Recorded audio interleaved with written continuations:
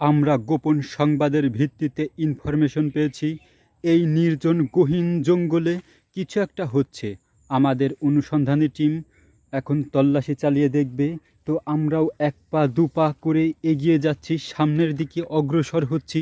চারিদিকে শুধু বাঁশ আর বাঁশ, লাগবে কার কত আজ। তো আমরা এক পা দু পা করে এগিয়ে যাচ্ছি। তো দেখতে পাচ্ছেন কিছু লোক ওই দূরে দেখা যাচ্ছে, ক্যামেরা লেন্সকে আমরা ওদিকেই ফোকাস করেছি। তারা কিন্তু এখান থেকে গা ঢাকা দেওয়ার একটা চিন্তা ভাবনা করছে। তারা কিন্তু উঠে স্যান্ডেল কিন্তু হাতে নিয়েছে, তারা দৌড়িয়ে পালানোর চেষ্টা করছে। কিন্তু আমাদের অনুসন্ধানী টিম কিন্তু তাদের চারিদিক থেকে ঘিরে রেখেছে। আমাদের অনুসন্ধানী টিম কিন্তু বাগানের চারিদিকে রয়েছে।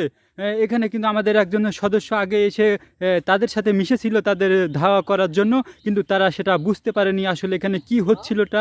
আমরা কিছু আলামত দেখব এখানে। এখানে দেখুন বিশেষ একটা যন্ত্র, এখানে এখানে দেখুন ধোঁয়া উঠছে, এটা সম্ভবত বিশেষ কোনো একটা যন্ত্র হবে। আর এইটা কি আমরা একটু দেখি। এর মধ্যে আমার আসলে একটু ভয় ভয় লাগছে, কি এখানে লুকিয়ে রেখেছে, কোনো বোম। আবার রে, আসলে না, ভয়ের কিছু নাই। এগুলো দেখতে পাচ্ছেন সেই হীরা রত্নর মতনই কিছু একটা। ও এ তো গ্রাম বাংলার সেই ঐতিহ্যবাহী জিনিস। আহা কি সুন্দর, এখন আর দেখা যায় না। তো আমরা সেই লোকগুলোকে আমরা একটু অনুসন্ধান করে দেখি, যার যার মতো সেই কিন্তু জানের ভয়ে লুকিয়ে পড়েছে। তারা কিন্তু সবাই পলাতক, তবে আজকে কিন্তু তাদের কারোর রেহাই নাই।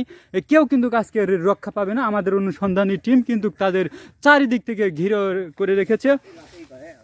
আমরা এখানে যে আলামত পেয়েছি, সেই আলামতকে অনুসন্ধান করে সেই আলামতের ভিত্তিতে কিন্তু আমরা এখন চারিদিক থেকে তাদেরকে ধাওয়া করব।